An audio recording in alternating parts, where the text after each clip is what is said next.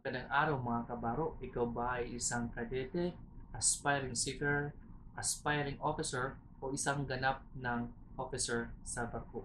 Pag-uusapan natin ang mga bagay ng navigation, seamanship, at iba't ibang klase ng aspeto na pwedeng pag-aralan natin sa pagbabarko. Pag-uusapan natin ngayon ay tungkol sa So, pagka baba nating angkla, kailangan natin ipinutin ang man overboard or MOB button.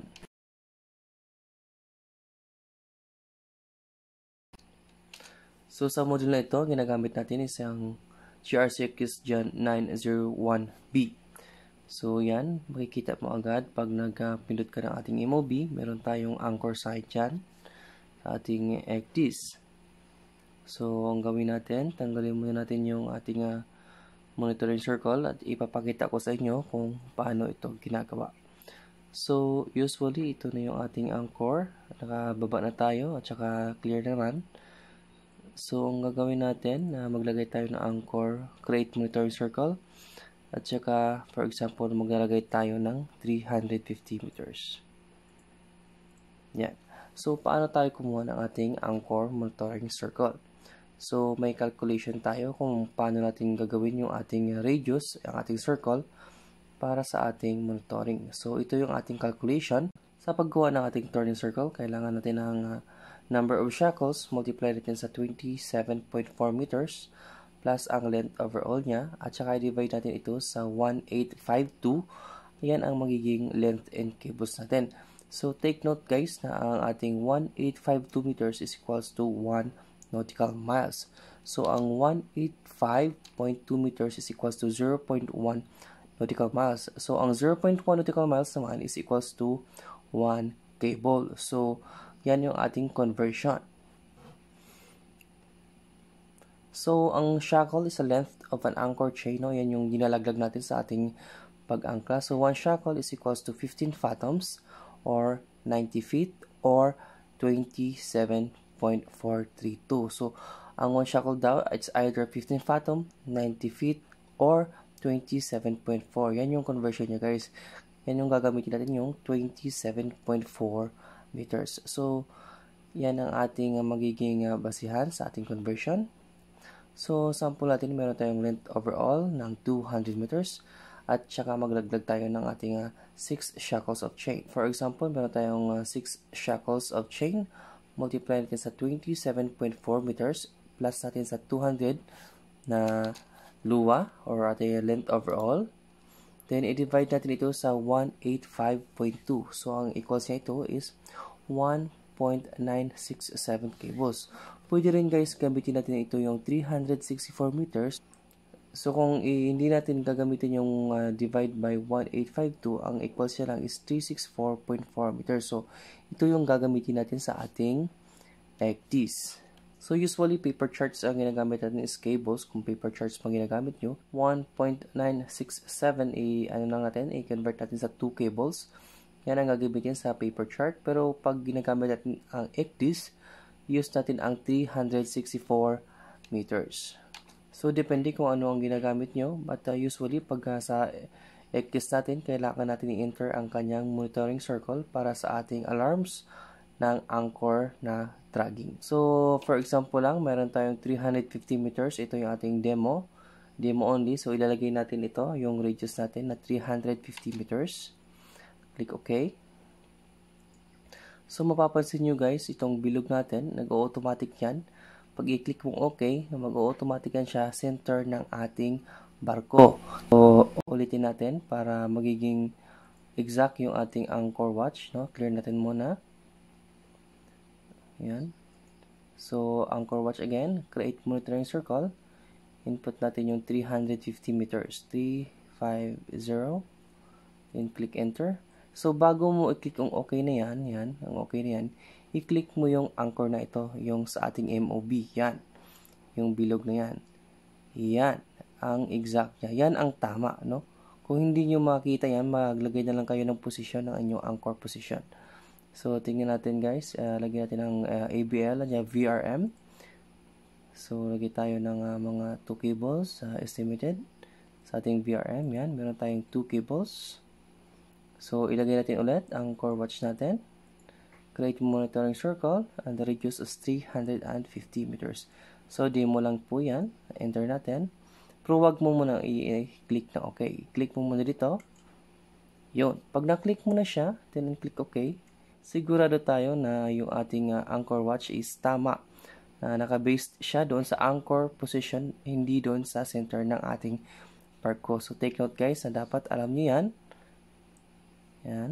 Yung ating settings na pwede nating palitan yung ating colors at saka yung track period ng 4, 8, 12, 16, 24 hours para makita natin yung kanyang position, no? Magalaw-galaw niya. So, click nyo na apply yan and click OK.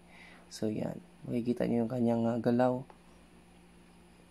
So, next naman is ang GRC model 9201. Ganun pa rin, magpipindot pa rin tayo ng MOB. So, lalabas pa rin itong kanyang anchor position. So, take note lang guys, ang ginagawa ko na ito, pag for example, nakalimutan yung i-click yung kanyang drop anchor agad, no? Or napatay yung inyong mga ECDIS or may mga updates kayo na hindi nyo agad na ilagay yung kanyang monitoring circle. Parang mga pahabol na lang. Pero at least ito ay meron pa rin kayong circle inside sa inyong ECDIS. Pero hindi na siya nag-a-alarm kasi hindi na siya actual na monitoring circle. So, parang guide mo na lang ito para sa iyong circle, no? So, again, balik tayo dito sa ating 9201. Yan. Hindi siya anchor monitoring circle kasi nagalaw ko na yan siya. Saka nag-update ako. So, gumawa na lang ako ng isang circle, no? Na pang, bilog. So, pag pipindutin mo kasi yung anchor position dyan or anchor watch natin, yan. Hindi na kasi siya, hindi na siya magiging actual doon sa ating anchor position. Hindi mo na rin siya magagalaw, no? Hindi mo siya magagalaw doon sa pwesto or sa position ng ating anchor. So, nakabase siya doon mismo sa pruwa. So, take note guys, yung sa amin is forward yung bridge namin. Kaya nasa forward yung GPS namin, no? So, yan. Hindi ko na siya magalaw or wala akong sa aking position, no? Yan. So, ang ginawa ko na lang, gumawa na lang ako ng isang circle. Yan. Para meron kayong basihan. Pahabol na lang to guys ang bilog na ito. In kaso lang na wala kayong position ng monitoring circle niya, no? So, yan. Naka-based siya dun sa posisyon ng barko, hindi dun sa posisyon ng angkla. So, gawa tayo. Meron tayong 2 cables. Yan. Tanggalin natin to.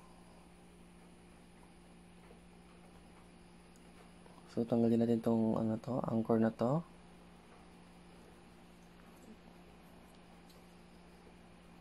Yan.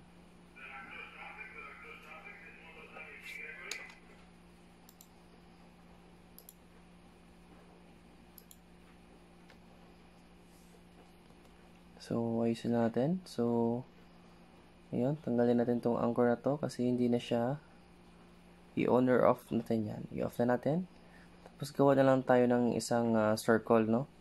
Actually, hindi naman ito talaga standard na gawa ka lang ng bilog-bilog na yan. So, kung talagang wala kang bilog na dyan at saka na nakaligtaan mo or namatay yung iyong tawag nito, ECDIS or nag-update ka, talagang mawawala yan siya sa 9201. So, ang ginagawa ko, gumagawa ako ng isang circle at saka i-click mo lang doon sa may anchor position.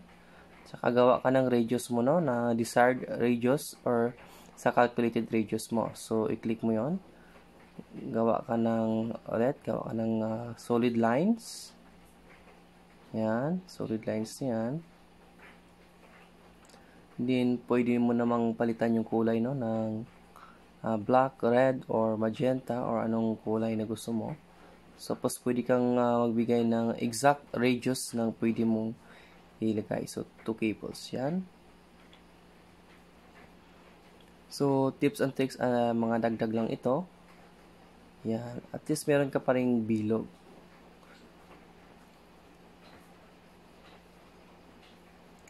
Yan, may bilog na tayo. So, yan lang guys ang ating additional tips at tricks sa ating ECDIS. At saka maraming salamat. Maraming salamat. Nagustuhan nyo ba ang video na ito at nakakatulong ba ito para sa inyo? I-click ang subscribe button at i-click ang notification bell para sa mga susunod na update.